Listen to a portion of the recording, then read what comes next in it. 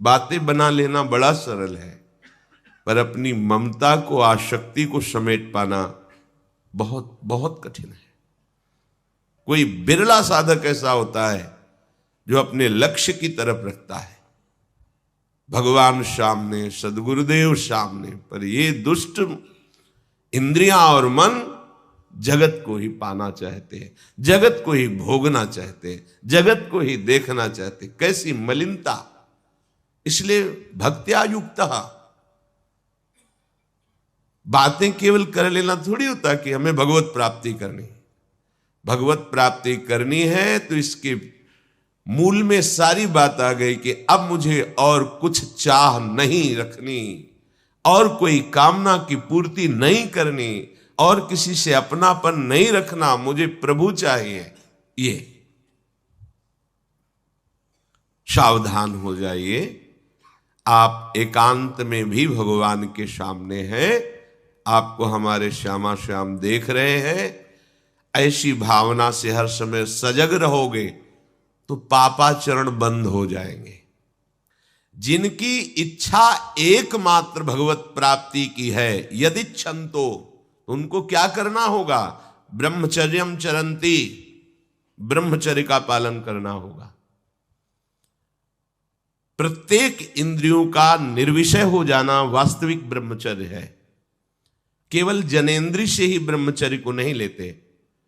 हमारी प्रत्येक इंद्रिय भोगों से रहित होकर भगवत अनुराग में, नेत्र प्रभु को देखना चाहते हैं, त्वगेंद्री प्रभु को स्पर्श करना चाहती है, घ्राणेंद्री प्रभु के श्री अंग की गंध पाना चाहती है, श्रवणेंद्री प्रभु के वचन सुनना चाहती है। एक एक इंद्रिय अपने प्रभु में लग गई, अंतर्मुख हो गई, बाहर विषयों का त्याग हो गया। इसे ब्रह्मचर्य कहते हैं। पर प्रारंभिक ब्रह्मचर्य में जनेंद्रिय का ब्रह्मचर्य अत्यंत आवश्यक है। यदि जनेंद्रिय जन्य व्यभिचार दोष से युक्त है तो कदापि उसे भगवत प्राप्ति नहीं हो सकती। शुभ गति व्यभिचारी शुभ गति चाहे, असंभव। और भगवत मार्ग में सबसे बड़ा दुश्मन यही व्यभिचार दोष है, काम। इसी से हमारा हृदय मलिन होता रहता है। अंधा बटे वो पड़ा चबाए वाली दशा रहती है। कहते हमें 50 वर्ष हो गए। अरे 50 जन्म हो जाए, तुम व्यभिचार करो, गंदी बातें करो, गंदे चिंतन करो, सो समय व्यतीत कर, अनंत जन्म व्यतीत हो गए, भगवत प्राप्ति हुई क्या? 50 वर्ष से भगवत प्राप्ति हो जाएगी क्या? 5 मिनट काफी है भगवत प्राप्ति में। एक बार नाम काफी है। वो स्थिति तो लाओ। बार बार बहिर्मुख वृत्तियों के द्वारा विषयों में सुख बुद्धि कर लेने से हमारा सारा का सारा अध्यात्म चिंतन बदलता रहता है। इसलिए लाभ नहीं मिल पाता, एक रस चिंतन नहीं रह पाता। बार बार विक्षेपी विषय करते रहते हो, हम सहते रहते हैं और भोगते रहते हैं। एक बार तो हिम्मत करके उठो। अवलो नशानी अब ना नशई हो, एक बार तो दृढ़ बनो। बस मन के अनुकूल चलने की बात को तुम्हें रोकना होगा, तभी तुम्हारे अंदर यदि इच्छन्तो, ऐसी इच्छा जागृत होगी। पक्का पक्का ऐसा ही है। जब हम किसी विषय के वेग को सहते हैं, विषय नहीं भोगते हैं, तो मन बहुत जलाता है। उस जलन में फिर एक ही बात होती है, बस भगवत प्राप्ति हो जाए, झंझट खत्म हो जाए। कब तक हम इसमें चलेंगे? एक बार भगवत, वो जलन हमको भगवत प्राप्ति की इच्छा प्रकट करती है। अपने लोग क्या करते हैं? जलन को मिटाने की कोशिश करने लगते हैं। तो भगवत प्राप्ति की इच्छा क्या, भोग प्राप्ति की तृष्णा जागृत हो जाती है। भोगे हुए भोगों को बार बार भोगने की इच्छा का नाम तृष्णा है। बाहर और भीतर से कोई सहयोगी नहीं, जल रहा है उपासक, तब रास्ता निकलता है भगवत प्राप्ति का, तब इच्छा प्रकट होती। अब नहीं, बहुत जल लिया, अब तो केवल प्रियाजू के समीप जाना है, अब तो प्रभु के सानिध्य में रहना है, नहीं इन भोगों की जलन में जलना है। पर यहां तक पहुंचने के लिए जलना होगा, तभी लिखा सहित सहित बाढ़े भगति तास्तिति क्षस्व भारत, क्योंकि आगमा पाइनो अनित्यास, ये नाशवान काम क्रोध आदि तुम्हें प्रेरित करेंगे, तुम इनके वेगों को सह जाओ, ये स्थायी नहीं है। आगमा पाइनो है, आने जाने वाले हैं, और ये सहन करने से नष्ट होते हैं, भोगने से बढ़ते हैं। यदि छंतो, अगर भगवत प्राप्ति की इच्छा है तो ब्रह्मचर्यम चरंती, ब्रह्मचर्य का पालन करना ही होगा, इसमें कोई गुंजाइश नहीं, क्योंकि आप चल ही नहीं सकते। ध्यान से सुन लो, ये मनोरंजन का मार्ग नहीं है, इसमें मन ही मार तन हारिक वृंदावन में गाज, इसमें मन मारना होगा। प्रायः ये मन को दुलार करने वाले लोग कभी भाग्य से सत्संग में भी आ जाते हैं, कभी श्री विग्रह के दर्शन करने भी मंदिर पहुंच जाते हैं, कभी तीर्थ याटन भी करते हैं, पर इनका कोई लक्ष्य नहीं होता। आज सुन लिया सत्संग, बढ़िया है, लक्ष्य नहीं होता। यहां लक्ष्य वालों की बात हो रही। यदि छंतो, यदि तुम्हारी ऐसी इच्छा जागृत हो रही किसी जन्म में भगवत प्राप्ति करनी, तो ब्रह्मचर्यम चरंती, आप सच्ची मानिए, जिसके निकालने में तुमको सुख की अनुभूति हो रही, उसको रोकने में कितनी सुख की अनुभूति होगी। उन्मत्त हो जाओगे, बहुत जल्दी आपके सारे के सारे करण भगवदाकार होने लगेंगे यदि आप ब्रह्मचर्य का पालन करेंगे। शरीर स्वस्थ, हल्का, मन प्रसन्न, नींद आदि पर विजय, कितने गुण ही गुण। और ब्रह्मचर्यहीन आलस्य, प्रमाद, भोगों का चिंतन, मन का डिप्रेशन में पहुंचना, कमर में दर्द, टांगों में दर्द, सर में दर्द, घबराहट होना, बिना किसी कारण के मन भयभीत हो रहा है, भोजन अपच हो रहा है, बिना किसी प्रक्रिया के वीर नाश हो रहा है, बिना किसी प्रक्रिया के। काहे को मृत्यु स्वयं स्वीकार कर रहे हो, ये मृत्यु है। चाहे भगवान दत्तात्रेय जी बोल रहे हैं या भगवान कपिल देव जी बोल रहे हो, जब उपासक को संबोधन करते हैं भगवत प्राप्ति के लिए, तो कहते हैं कि इस भोग वृत्ति को साक्षात मृत्यु रूप देखो, ये मृत्यु है तुम्हारी। जब शरीर राग त्यागना है तो तुम शरीर से भोग भोगोगे, तो आसक्ति शरीर की पुष्ट होगी, आसक्ति भोग सुख की पुष्ट होगी, है नहीं। कितने दिन शरीर रहेगा, कितने दिन भोग रहेंगे। विचारवान बनो, ब्रह्मचर्यम चरंती, ब्रह्मचर्य का पालन करो। उपासक जो ब्रह्मचारी होता है उसका खिला हुआ चेहरा रहता है, जैसे कमल खिला हुआ, बिना किसी कारण के उसकी मुख मुद्रा में प्रसन्नता होती है।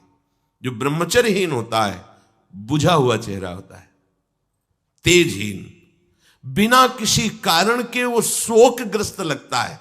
बैठा है, आपको लग रहा है शांत है, लेकिन आप चेहरे को देखो, वो एक शोकग्रस्त है, कुम्हलाया हुआ चेहरा, अशांत चेहरा। मुख प्रसन्न, तन तेज विराजा, यह है ब्रह्मचर्यम चरंती, भगवत आराधन संपन्न उपासक का। जैसे आग में पैर रखते हुए कोई चले तो कैसे चलेगा, ऐसे ही ब्रह्मचारी की पहचान है। इतनी स्फूर्ति उसके अंदर होती, जैसे आग में चलने वाला पूरा पैर नहीं रख पाएगा, अगला कदम रख देगा क्योंकि ताप लग रहा है, ऐसे उसकी स्फूर्ति होती पैरों में। उसकी आंखें एकाग्र रहती है, चंचलता इधर उधर या बार बार झपकना, यह विषयी पुरुष का लक्षण है। बार बार पलक झपकना, यह विषयी पुरुष का लक्षण है। इधर उधर ताक झांक, चंचलता, ऐसा बैठे तिनका तोड़ रहा है, पैर हिला, ये सब विषयी पुरुष के लक्षण है। ये तो बिल्कुल साधारण स्पष्ट दिखाई देता है आदमी विषयी है या ब्रह्मचारी, एक सेकंड में लक्षण होते हैं। आपको जब भगवत मार्ग का अवसर मिला है तो गृहस्थ हो, संतान हो गई, ब्रह्मचर्य से रहो। नहीं चाहिए संतान तो भ्रूण हत्या, गर्भ हत्या जैसे महापाप करने की क्या जरूरत है? उसी वीर से संतान उत्पन्न होती है जिसको आप नष्ट कर रहे हो, जिसको आप ऐसे पानी में बहा रहे हो, व्यर्थ फेंक रहे हो। तो उसको भ्रूण हत्या का पाप लग रहा है तो तुमको पुण्य लग रहा है, वीरपात कर रहे हो तुम्हें भी वही हत्या लग रही है, क्योंकि उसमें वही जीवात्मा है जो मां के गर्भ में जाके बालक रूप धारण कर लेती है, उसको तुम नष्ट कर रहे हो। पर बुद्धि भ्रष्ट हो गई है, समझ में नहीं आता, व्यर्थ में वीरपात करते हो, व्यर्थ में। तुम्हारा भजन बनेगा, तुम अध्यात्म के योगी बनोगे, मजाक है अध्यात्म का मार्ग। होश में हो जाओ, ये मन के दुलार को बंद करो। जब तक इच्छा ही नहीं भगवत प्राप्ति की तो फिर तुम कैसे भगवत प्राप्ति कर पाओगे? भगवत प्राप्ति की इच्छा कैसे होगी जब तुम्हारी इस तरह से निंदनीय वृत्तियां हैं? इंद्रियों को दुलार कर रहे हो, मन को दुलार कर रहे हो, भगवत प्राप्ति चाहते हो, आचरण नीच और चाहते हो उच्च पदवी। सावधान हो जाओ। यदि क्षंतो ब्रह्मचर्यम चरंत, ब्रह्मचर्य बहुत बहुत आवश्यक है, सबके लिए आवश्यक है, स्त्री पुरुष सबके लिए आवश्यक है। आप उसको केवल भगवत प्राप्ति से ही मत समझिए। अरे जीना है तो ब्रह्मचर्य की आवश्यकता है, स्वस्थता की आवश्यकता है, प्रसन्नता की आवश्यकता नहीं। मरा हुआ जीवन, रोज सुबह शाम निकल रही, रोज जीवन जा रहा, किस काम का जीवन? गया गई, रात्रि गई, दिन गया, समय जा रहा है। तुम्हारा उद्देश्य क्या है? तुम्हारे हाथ क्या लग रहा है? क्या प्राप्त कर रहे हो? विचार ही नहीं रह गए, विवेक ही नहीं रहे, पशुवत बस ऊपर चमड़ी में सुंदरता का लेप करके और मलमूत्रों के भांड में प्रियता करके पूरा जन्म नष्ट कर देना। कैसी धिक्कारमयी बुद्धि हमारी है। जहां हमें मुक्त होना चाहिए वहां मांग क्या रहे? कोई बिरला ही मुक्त होना चाहता है, वो बिरला वही होता है वीतरागाहा, जिसका राग नष्ट हो गया है, वो वैराग्यवान चाह करता है भगवत प्राप्ति की। जो भगवत प्राप्ति की इच्छा रखता है और ब्रह्मचर्य का पालन करता है, उसकी इंद्रियां शांत हो जाती है। सिद्धांत समझो, खूब भगवत भजन करो, चाहे गृहस्थ हो चाहे विरक्त। संतान उत्पत्ति की आवश्यकता है तो ब्रह्मचर्य नष्ट करो, नहीं तो गृहस्थ में भी ब्रह्मचर्य रहा जा सकता है। हर समय थोड़ी तुम्हारे अंदर विकार रहता है। बहुत सात्विक गृहस्थ हमने दर्शन की, बहुत सात्विक। पर अब तो ऐसा देखना सुनना बोलना खाना पीना हो गया है कि ब्रह्मचर्य तो एक स्वप्न जैसी बात है, कोई इसे धारण ही नहीं करना चाहता। उसका कुपरिणाम सब भोग रहे हैं, सब भोग रहे हैं। नई अवस्था है, पता नहीं चलता है कि इसका जीवन का क्या उद्देश्य है, ये जीवन क्या है, समझ में नहीं आ रहा। मतलब कोई बाहरी संसारी हो तो चलो, बेचारे को मार्ग नहीं पता है, रोज सत्संग सुनते हैं, उनको ये पता नहीं कि मेरा उद्देश्य क्या है। अभी तक कैसे यही समझ में नहीं आता, उद्देश्य क्या है तुम्हारा? भोग उद्देश्य है तो नाटक क्यों कर रहे हो? जाओ मरो जाके भोगों में। अगर योग उद्देश्य है तो फिर चूक क्यों कर रहे हो? आगे बढ़ो। संपूर्ण इंद्रियां शांत हो जाती है उसकी जिसके अंदर भगवत प्राप्ति की इच्छा और ब्रह्मचर्य पालन। शब्द याद करो, ये शास्त्र है। यही तो हम चाहते हैं, इंद्रियां शांत हो जाए, यही चाहते हैं हम। भोग नहीं चाहते हम सब। हमारी इंद्रियों में जब वेग आता है तो हम परेशान हो जाते हैं, ये कैसे शांत होंगी? तो पूर्वाभ्यास रहा है, यही रास्ता रहा है कि जब वेग आवे तो इंद्रियों से भोग करो तो शांति मिल जाएगी, ऐसा। और ये उल्टा है, त्यागात शांतिरंतरम। भोग का वेग आए, सह जाओ तो शांत हो जाओ। पर उल्टा बात हमारी बुद्धि सिखाती है कि भोगों को भोगो तो शांति मिल जाएगी। और भगवान कह रहे, जिन्होंने रचना रची इंद्रियों की और भोगों की भी, वो कह रहे त्यागात शांतिरंतरम। तुम उनका त्याग कर दो तो शांति को प्राप्त हो जाओगे। चाहते हम शांति ही है, पर हमारी दुर्दशा है। एक आदमी गंगा के किनारे शांत बैठा, गंगा की तरंगों में आनंद ले रहा था। उसका मित्र आया, ओ वो कैसे बैठे हो? शांत बैठे। अरे नहीं भाई, कुछ करना चाहिए। वो चुप है। बोलो ना, कुछ करना चाहिए। करने से क्या होगा? कुछ करोगे तो पैसा मिलेगा। पैसे से क्या करेंगे? भोग सामग्री लेंगे। भोग सामग्री से क्या करेंगे? भोगेंगे। भोगने से क्या होगा? शांत हो जाएंगे। बोले तुम्हारी गलत बात है, भोगों से शांति तो प्राप्त नहीं होती। मैं अभी शांत बैठा हूं और तुम मुझे अशांति की प्रेरणा दे रहे हो कि कुछ करो, धन मिलेगा, उससे भोग मिलेगा और भोग के बाद शांति मिलेगी। ऐसा कभी हो ही नहीं सकता। भोगों के भोगने से अशांति और तृष्णा पैदा होती है। बस ऐसा ही मेरा मित्र मन है, ये सिखाता है, यही सिखाता है। हम शांत बैठना चाहते हैं, ये मुझे अशांति के मार्ग में लेकर शांति दिखा रहा है। संभालो, संभालो। सबसे चूक हो सकती है, चूक को संभाल ले वही साधक है। अगर चूक ना हो तो साधक थोड़ी हो, तो सिद्ध है। साधक का शब्द ही है कि वो साधना कर रहा है, उससे चूक हो सकती है, पर वो चूक पुनरावृत्ति में नहीं आनी चाहिए। एक बार चूक हो गई, संभाल लिया। भगवान उस चूक को चूक ही नहीं मानते हैं जो संभाल ली जाए। जो बार बार पुनरावृत्ति की जाती है वो अपराध है, वो दंड है, उसको भोगना पड़ेगा। कोई और दंड नहीं देगा। वही क्रिया, वही चेष्टा तुम्हें जला देगी, तुम्हें अशांत कर देगी। एक क्षण की चेष्टा पूरे जीवन भर के लिए तुम्हें जलन पैदा कर सकती। पूरे जीवन एक चेष्टा तुम्हें विमुख कर सकती है, पूरा जीवन बर्बाद कर सकती है। तत्ते पदम संग्रहेण प्रवक्षे, ये समस्त साधनों का आखिरी फल है। जब कोई भगवत प्राप्ति की इच्छा करके ब्रह्मचर्य, ये बहुत खास बात है, बैठा लीजिए आप सब। ब्रह्मचर्य की अत्यंत आवश्यकता है। बिना ब्रह्मचर्य के अध्यात्म की चढ़ाई पर नहीं चढ़ सकते हैं। आपको परेशानी इसलिए होती कि आप उसी का चिंतन करते हैं। चिंतन छोड़ दीजिए, अभ्यास के द्वारा ऐसा चिंतन कीजिए। ऊपर प्रभु ने वर्णन किया, अभ्यास योग युक्तेन चेतसा नान्यगामिना। अपने चित्त को प्रभु के नाम रूप में लगाइए। भोगों का चिंतन ही ना हो तो कोई परेशानी नहीं भोग त्यागने में। भोग त्यागने में इसलिए परेशानी है कि हमारा भोग चिंतन मुझे चैन से नहीं रहने देता। अंदर से देखिए, कोई भी भोग क्रिया होने के पहले उस भोग में तदात्म होता है और चिंतन होता है। क्रिया बाद में होती है, सब कार्य पहले हो जाता है चिंतन के द्वारा। अब चिंतन के द्वारा उससे जो सुखानुभूति हो रही, अब वो क्रिया में सुखानुभूति प्राप्त करना चाहता, वो है नहीं। फिर क्रिया के बाद फिर चिंतन, फिर क्रिया, फिर चिंतन, दुर्गति को प्राप्त हो जाता है। चिंतन बदल गया, फिर क्रियाओं का कोई महत्व ही नहीं रह गया, भोगों का कोई अस्तित्व ही नहीं रह गया। जिसका अखंड चिंतन चलता है, कोई भी विषय उस पर अपना प्रभाव नहीं डाल सकता। सब इंद्रियां शांत हो जाती हैं। अब उससे प्राप्त हुआ जो आखिरी फल है साधना का, भगवान कह रहे ये आखिरी फल है।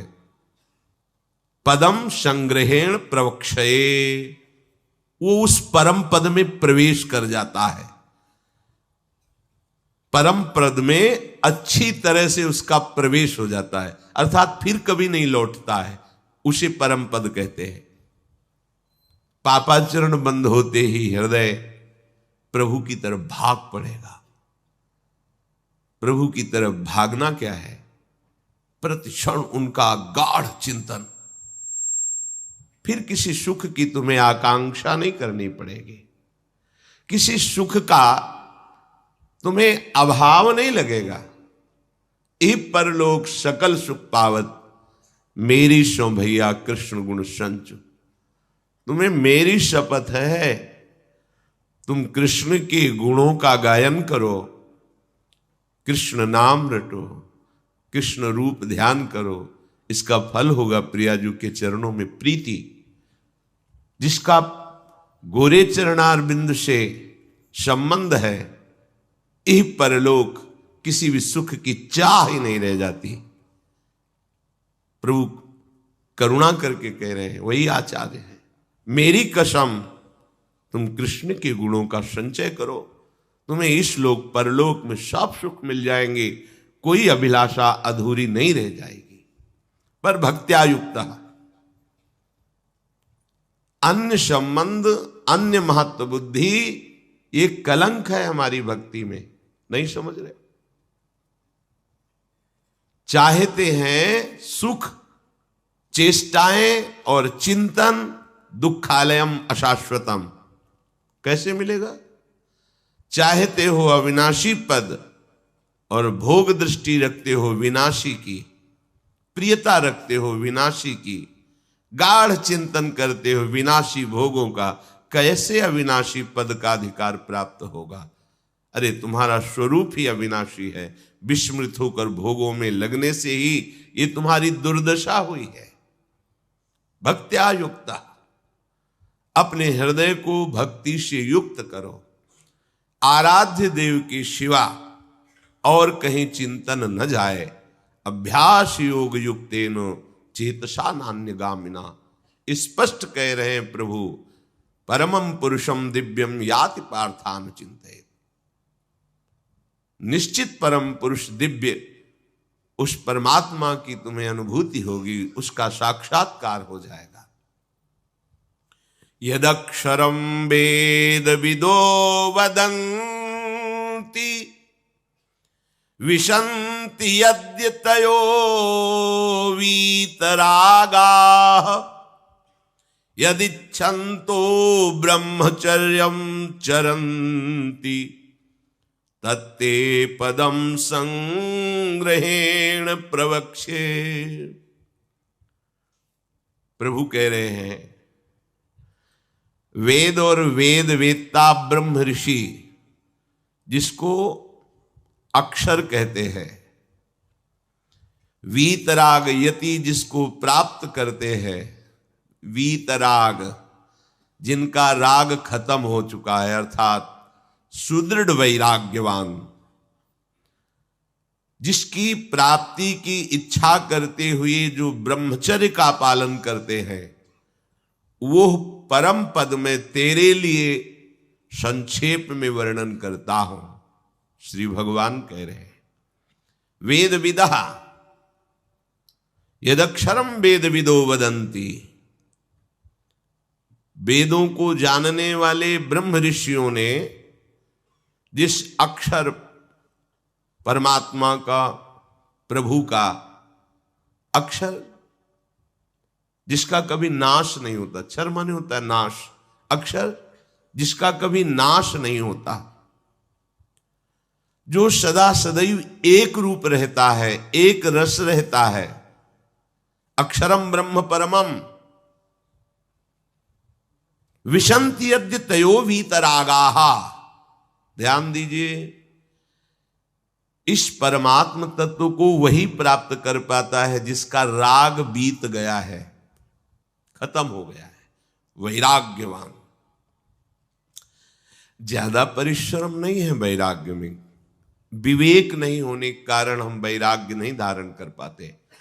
हम बाहरी बातों को वैराग्य ले लेते हैं, ऐसा कपड़ा बदल लेना या कपड़ा ना पहनना या लौकी का कमंडल, मिट्टी का पात्र, तो हम अपने को वैरागी। बात यहां नहीं रुकेगी। वैराग्य का इतना ही मतलब नहीं, ये भी एक बाह्य अंग है वैराग्य का, पर वैराग्य का सच्चा स्वरूप है वीतरागा। कहीं कुछ भी अच्छा नहीं लग रहा, कोई भी सुख आकर्षित नहीं कर रहा, लोक लोकांतर की प्रतिष्ठा, मान, सुख, ऐश्वर्य, व्यक्ति, कुछ अच्छा नहीं, राग खत्म हो गया। ऐसा उस अक्षर ब्रह्म को, अविनाशी तत्व को जान पाता है। जगते भयो फिरे बैरागी। जैसी हरिवंश प्रपंच बंच सब ये काल ब्याल को खायो। हालत यह है कि जैसे सांप ने मेढक को पकड़ रखा और मेढक सामने पतिंगा को, कीड़े को पकड़ना चाहता है, उसे यह पता नहीं कि मैं खुद किसी का कवल बन चुका हूं, वो एक झटके में मुझे अपने पेट में ले जाएगा। ऐसे ही हम सब हैं, काल के द्वारा ग्रसित है। काल ने हमें पकड़ रखा है, पर हम भोग भोगना चाहते हैं, हम नाना प्रकार की मान प्रतिष्ठा पाना चाहिए। ये पता नहीं एक झटके में हमारा अस्तित्व ही खत्म हो जाएगा। जिनके अंतःकरण में किसी भी व्यक्ति, वस्तु, स्थान, पद, प्रतिष्ठा का राग ही नहीं रह गया है, उसे कहते हैं वैराग्य वान। वीतरागाह, राग ही नहीं है। जिनका अंतःकरण निष्पाप निर्मल हो चुका है, जिनके हृदय में केवल भगवत प्राप्ति की उत्कट लालसा जागृत हो गई है, ऐसा साधन संपन्न उपासक परमात्म तत्व में प्रवेश पाता है।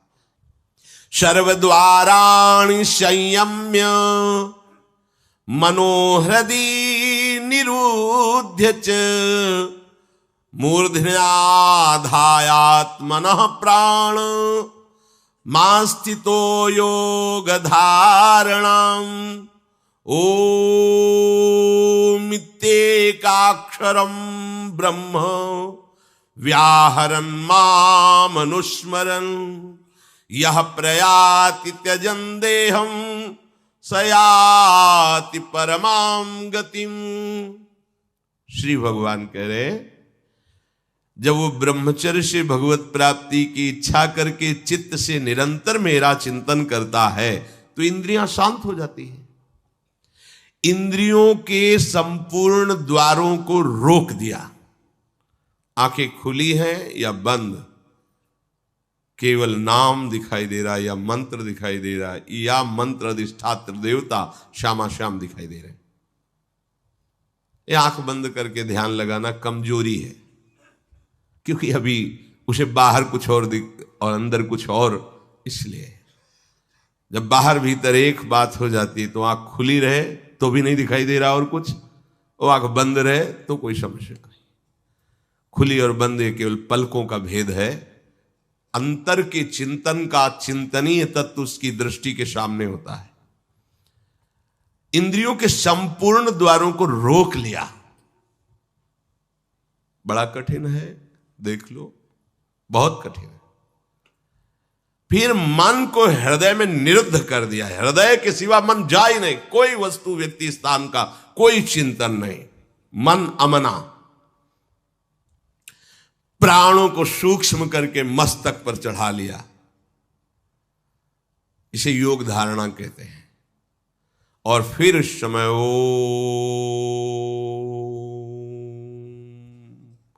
ये भगवान का नाम है ओम, ये ब्रह्म स्वरूप है। इसी से वेदों का प्रादुर्भाव हुआ है। वेदों का जनक है प्रणव ओम, आउमा, इन्हीं से वेदों का प्रादुर्भाव हुआ है। बड़ी महिमा है ओम की। उद्गीत,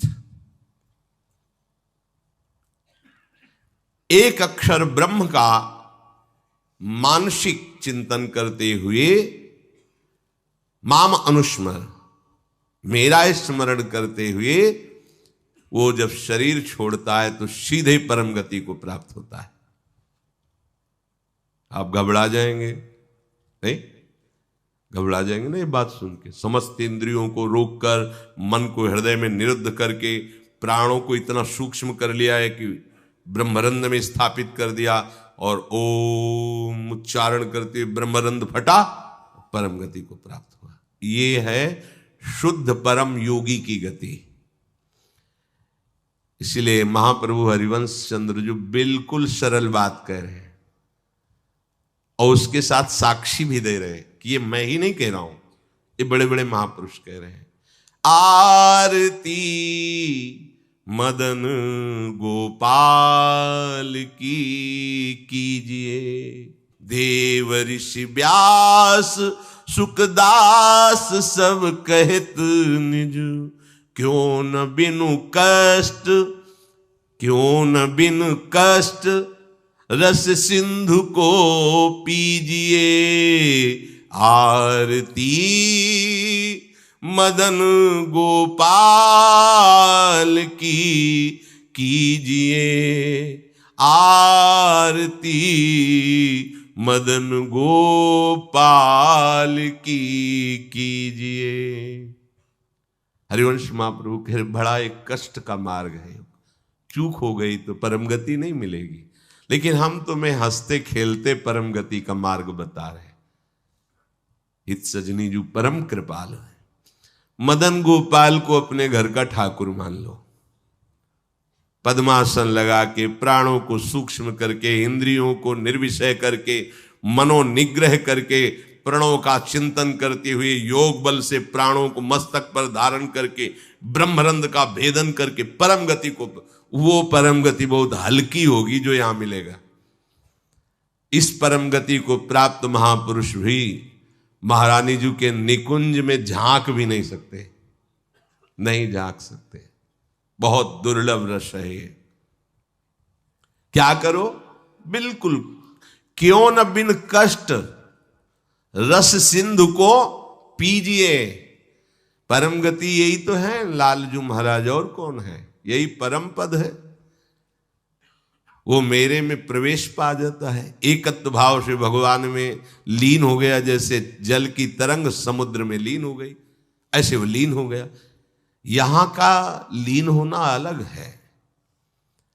बहुत जल्दी आपको बिना किसी कष्ट के परम लाभ मिल जाएगा। ठाकुर सेवा विराजमान कर लो। मदन गोपाल, लाडले लालजू, राधा नाम या राधा वल्लभ रूप, प्रियालाल, जो भी भाव जैसे बन पावे, ठाकुर सेवा विराजमान कर लो। इनकी दासता से परम गति तुम्हारे पीछे पड़ी रहेगी। ये स्वीकार कर लो, स्वीकार कर लो। हम नहीं कह रहे, तस्मात् शास्त्रम प्रमाणम दीयमानम न ग्रहणंति बिना मत सेवनम जनाहा। जो सारूप्य सामीप्य सारिष्ट एकत्वाद मोक्ष परम गति है, वो भगवान देते हैं तो मना कर देते, हमें नहीं चाहिए, बस हमें आपकी सेवा चाहिए। बिना मत सेवनम जनाहा, आपकी सेवा छूट जाए ऐसा मुझे मोक्ष आदि नहीं चाहिए, परम गति नहीं चाहिए। महाप्रभु कह रहे हैं, क्यों कष्ट में कदम रख रहे हो? आओ, बिल्कुल सहज सरलता से परम गति तुम्हारे पीछे पड़ी रहेगी और रस सिंधु का तुम पान करोगे। क्या? इन ठाकुर का श्रृंगार करो। बहुत रिजवार है, इनको आपका भाव चाहिए। जैसे भी आप हो, कोई शर्त नहीं है कि ये चीज होनी ही चाहिए, नहीं। देखो, बाजरे की रोटी और नमक, धन्ना जाट, कुछ नहीं है, दूसरी वस्तु नहीं है ही नहीं घर में। और ठाकुर साथ खेला कि नहीं खेला? आज तक वर्णन किसी भोग का ठाकुर जी ने नहीं किया। वाह वाह, सुदामा के तंदुल पाके बोल पड़े, वाह, आज जो तृप्ति मिली वो कहे। सबरी के बेर पाकर के ठाकुर जी को तृप्ति हुई। तो अगर 56 भोग से तृप्ति होती तो फिर बात अलग थी कि हम गरीब कैसे भोग लगा पाएंगे। लेकिन हमारे ठाकुर को आपका भाव चाहिए। गर्व है कि मैं 56 भोग लगाता हूं, ठाकुर ने देखा भी नहीं, दृष्टि भोग भी नहीं लगाया, क्योंकि गर्व रूपी दूषित वस्तु उसमें पड़ी है और भाव रूपी परम स्वादिष्ट वस्तु पड़ी है। तो बाजरे की रोटी को रोकना पड़ा धन्ना जाट को कि तू 3 दिन हो गए, पूरी रोटी खा लेगा तो मैं भूखा रह जाऊंगा, आधी तुम पाओ आधी हम पाएंगे। नवकिशोर ठाकुर जी, नई अवस्था, धन्ना जाट, खेल रहे ठाकुर भाव। महाप्रभु कह रहे, मदन गोपाल का श्रृंगार करो, उनकी आरती उतारो। देव ऋषि नारद, शुकाचार्य, भगवान व्यासदेव जी, आज बड़े बड़े महापुरुष कह रहे हैं, यदि मदन गोपाल ठाकुर की सेवा की तो बिना कष्ट के परम गति, परम सुख तुम्हें वरण कर लेगा। बिना कष्ट के तुम परम सुख सिंधु में डूब जाओगे, विश्वास करो।